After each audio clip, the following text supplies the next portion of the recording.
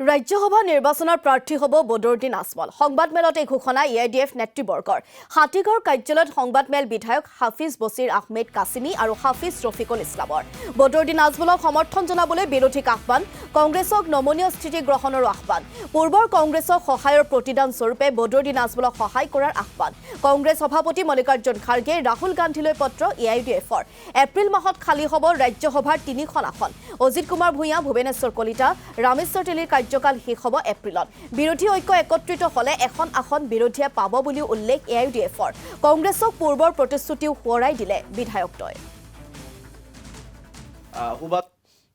আপোনালোকে জানে যে আমি আমাৰ দলৰ আৰম্ভণিৰ পৰা কংগ্ৰেছ বা বিজেপি বিৰোধী যি দল একত্ৰিতভাৱে ৰাজ্যসভাৰ কাৰণে যি কেণ্ডিডেট প্ৰক্ষেপ কৰা হৈছে বিগত দিনবিলাকত আমি সমৰ্থন জনাইছোঁ আৰু ৰাজ্যসভালৈ আমি বহুকেইজন সদস্য একেলগে মিলি সহযোগ কৰি আমি পঠাইছোঁ।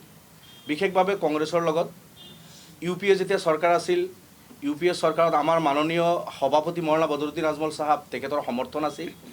2014লৈকে ডক্টৰ মনমোহন সিং ডাঙৰীয়াৰ চৰকাৰৰ ইউপিএ চৰকাৰৰ আমি সমৰ্থক আছিলোঁ আৰু সেই সুবাদতে অসমত যেতিয়া ৰাজ্যসভা বা ৰাষ্ট্ৰপতিৰ নিৰ্বাচন হয়, ইউপিএৰ ফালৰ পৰা যি কেণ্ডিডেট থাকে আমি আমাৰ বিধায়কসকলে আমাৰ আজি ইয়াত উপস্থিত থকা গোটেইকেইজন মাননীয় বিধায়কে আমি ইউপিএ বা বিৰোধীৰ ফালৰ পৰা বিশেষভাৱে কংগ্ৰেছৰ ফালৰ পৰা একেলগে মিলি যি কেণ্ডিডেট প্ৰক্ষেপ কৰা হয় তাৰ পক্ষত আমি ভোট দি ৰাজ্যসভালৈ পঠাইছোঁ। এইবেলি 3খন আসন যিহেতু খালী হ'ব, বিজেপি 2খনতকৈ বেছি আসন নাপায়। এই কথাটো আপোনালোকে জানে। বিজেপি এজিপি বিজেপিৰ এলাই পাৰ্টিৰ যিমানখিনি সংখ্যা আছে, বিধায়ক তেখেতসকলৰ আছে, তেখেতসকলে 2জনহে পঠাব পাৰিব। তৃতীয় কেণ্ডিডেটৰ কাৰণে তেখেতসকলৰ হাতত পৰ্যাপ্ত পৰিমাণে বিধায়কৰ সংখ্যা নাই। সেইকাৰণে তৃতীয় আসনখন আমি অসমৰ যিসকল বিৰোধী দল আছোঁ, কংগ্ৰেছ, বিশেষভাৱে কংগ্ৰেছ, এআইডিএফ বা CPM আছে, এনেকৈ যদি আমি একেলগ হওঁ, আমি এজন ৰাজ্যসভাত উপযুক্ত মানুহ আমি পঠাব পাৰিম।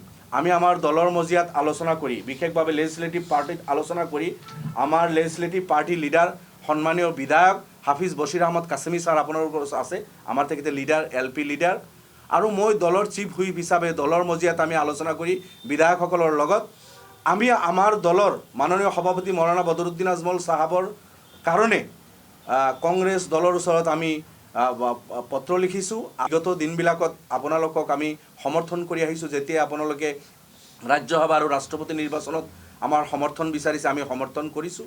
এইবেলি যিহেতু তৃতীয় আসনখন আমি একেলগে মিলি কেণ্ডিডেট দিলে আমি নিৰ্বাচিত কৰিব পাৰিম, গতিকে আমাৰ মাননীয় সভাপতি মৌলানা বদৰুদ্দিন আজমল চাহাব প্ৰাক্তন MP, 15 বছৰ পাৰ্লিয়ামেণ্টত তেখেতে দক্ষতাৰে উত্তৰ পূৰ্বাঞ্চল আৰু অসমৰ সমস্যাখিনি সজোৰে উত্থাপন কৰিছে।